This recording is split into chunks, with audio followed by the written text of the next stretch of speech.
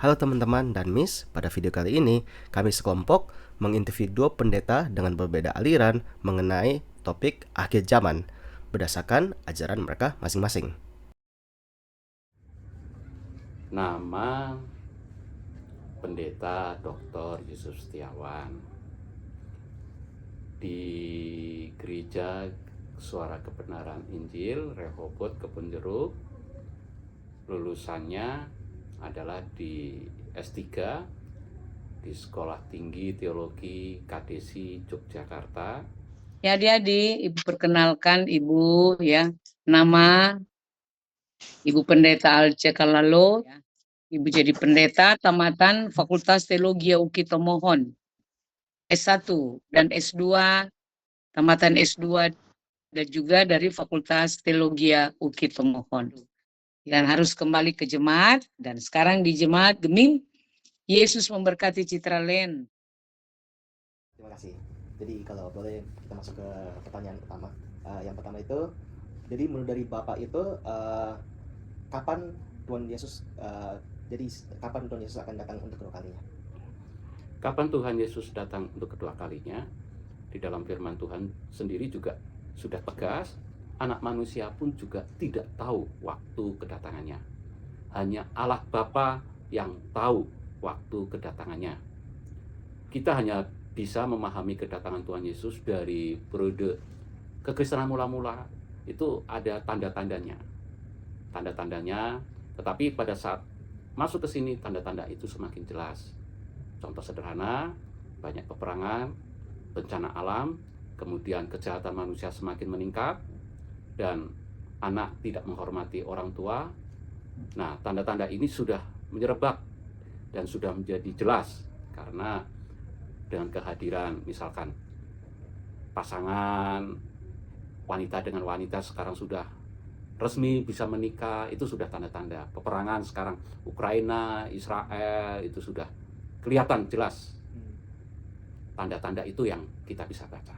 Tepat pastinya hanya Allah Bapa yang tahu kedatangan Tuhan Yesus sendiri. Oke, jadi kalau dari apa yang berdasarkan dari Bapak bilang, ini kan tanda-tanda ini kan sudah dijelaskan dalam Alkitab ya. Betul. Betul ya.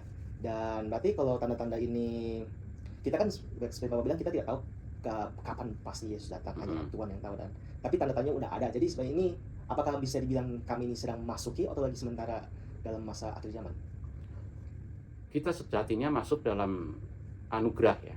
Tetapi justru di masa anugerah kita jelas periode sekarang ya. Ini tidak bisa dipastikan bahwa Tuhan Yesus datang misalkan 2024 Januari bulan Desember.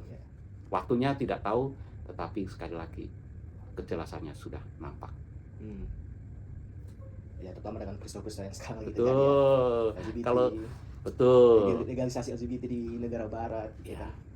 Selamat sore Ibu, perkenalkan Ibu, nama saya Owen Suherman Bu, yang merupakan perwakilan dari kelompok kami Bu, yang mau menanyakan Bu untuk pertanyaan pertama. Seperti yang Joshua tadi sudah katakan sebelumnya, untuk topiknya kan mengenai akhir zaman Bu, dan pertanyaan pertama dari kelompok kami sendiri Bu, menurut Ibu sendiri yang Ibu pahami dan juga tentunya Ibu ajarkan, kira-kira kapan Bu Tuhan Yesus akan datang kembali untuk kedua kalinya, dan seperti apa kedatangannya? Mungkin kalau untuk kapannya kan tidak bisa dipastikan kapan Bu, tapi mungkin lebih ke arah kayak apa tanda-tandanya, kapannya lebih mengarah ke situ sih Bu. Itu untuk pertanyaan pertama Ibu. Terima kasih Bu.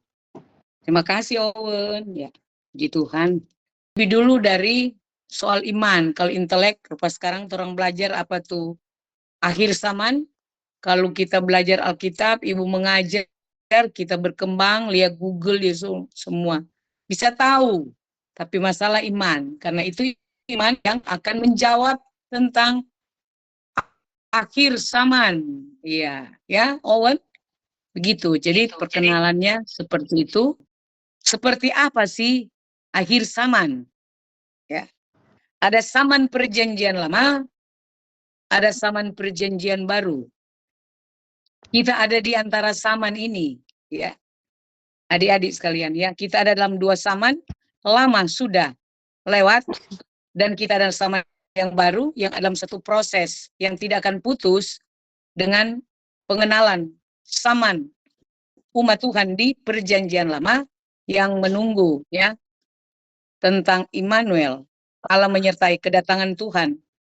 Seperti apa? Yang kalau perjanjian baru banyak yang menolak, ya, menolak tentang Yesus sebagai nubuatan. Yesaya, Yeremia, nabi-nabi besar ya, Yesaya, Yeremia, Yehezkiel. Kita kenal 3 nabi besar, nabi-nabi kecil, Amos, Obadya, Nahum, Mika, Sefanya, Sakaria, Maleaki. Nah, pemberitaan tentang kedatangan Sang Juru Selamat itu pun menjadi tantangan yang besar sampai saat ini. Ya, dorangnya tahu pemberitaan tentang Kristus adalah nubuatan masa perjanjian lama yang digenapi dalam masa perjanjian baru. Ya. Apa yang orang mau belajar? Apa yang kita akan belajar tentang akhir zaman? Akhir zaman beda dengan akhir. Karena itu ada film yang terkenal yang diputar 3 tahun lalu, dunia terbalik ya, manusia seperti apa, gambaran yang bahwa itu kalau sesuatu yang seperti menakutkan, betul enggak? Kalau orang baca, lihat tentang apa, kejadian apa yang mendahului akhir zaman itu, ya. Ibu mau katakan akhir zaman beda dengan akhir dunia. Zaman berbicara waktu, dan waktu itu ada waktu manusia, ada waktu Tuhan. Dan waktu Tuhan Alkitab bilang bagaikan pencuri di waktu malam. Ya, ada bisa tahu, ada juga yang tidak bisa tahu. Tetapi pemberitaan itu jelas ya, adik-adik sekalian. Ibu mau bilang dalam kitab Perjanjian Baru menurut Matius 24 ya. Ya, kita Alkitabiah saja. Tafsiran istafsiran, tetapi kita harus Alkitabiah. Teologi Alkitabiah. Apa kata Tuhan, bukan apa kata manusia. Apa kata Tuhan dalam firman-Nya. Jawabanmu ini ada semua di sini ya, secara Alkitabiah, tetapi juga dalam realitas. Ya. Kalau Allah dia tidak membingungkan umatnya.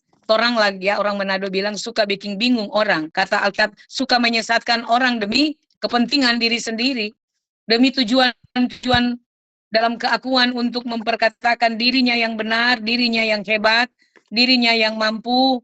Nah, Tuhan bilang ini cukup jelas ya, Owen. Bagaimana? Jawaban firman Tuhan. Cukup jelas, Ibu. Berarti lumayan mengerikan sekali ya, Bu. Kalau kita ini kita bayangkan tuh. Zaman ini memang kita harus pertahankan ya untuk itu kudus. Iya. Nah, ini pesan untuk anak muda. Wah, ini namanya pesan untuk anak muda ya. Daripada kita pusing-pusing berdebat, terus kapan Tuhan Yesus datang. Tapi yang penting kita mengimani prinsip-prinsip, dan jelas kalau kita hidup takut akan Tuhan, kita harus berjaga-jaga. Kan di situ sudah berjaga-jagalah, karena iblis siap menerkam. Oke. Jadi itu saja yang bisa saya sampaikan ya. Meskipun mungkin masih mengambang lah, tetapi memang Alkitab sebetulnya tegas. Kalau mau sebelum kita akhiri ini, Bu, mungkin ya last question aja. Ini mungkin yang paling penting. Jadi Ibu yang untuk di akhir zaman ini, mungkin Ibu ada pesan-pesan terakhir nggak buat kita yang simple aja? Pesan untuk kita menghadapi akhir zaman ini. Sesingkat. Iya, untuk kita semua menghadapi harinya Tuhan itu, jangan melihat hari yang menakutkan kita. Dalam harinya Tuhan setiap hari sampai masa kesudahan, kita didapati seperti yang diberi ya dalam Injil Matius 25 tentang talenta. Masing-masing diberi talenta. Jalanilah itu dalam ketaatan dan kesetiaan. Untuk setiap saat kita mempertanggungjawabkan hidup kepada Tuhan. Itu orang cuma jalan ibu kota 63 tahun, tapi merasa tetap baru dalam Tuhan. Karena Tuhan selalu memberi hidup baru, bahagia, sukacita, damai sejahtera. Dapat lihat tuh JJ ada damai sejahtera, atau Owen dapat lihat di sejahtera marnya damai. Berdamailah dengan Tuhan. Orang dari yang Tuhan pasti damai dengan mama papa, damai medeng pacar, aduh suka pacaran pasti ya sulit lihat sini sana harus berdoa. Tuhan kasihlah kami teman yang seiman, yang takut Tuhan, menghargai Tuhan sehingga ketika Tuhan datang, orang lapang ini setia dan hidup di kekekalan bersama Tuhan. Jadi jangan takut tentang akhir zaman, karena itu bukanlah akhir kesudahan alam. Tapi di zaman yang berjalan ini, orang harus meniti hubungan lebih dekat dengan Tuhan. Itu pesan bagi orang semua, bukan berkati, adik-adik bisa sukses, jangan lupa berdoa tiap hari, baca firman, memuji Tuhan, hidup persekutuan orang-orang yang percaya.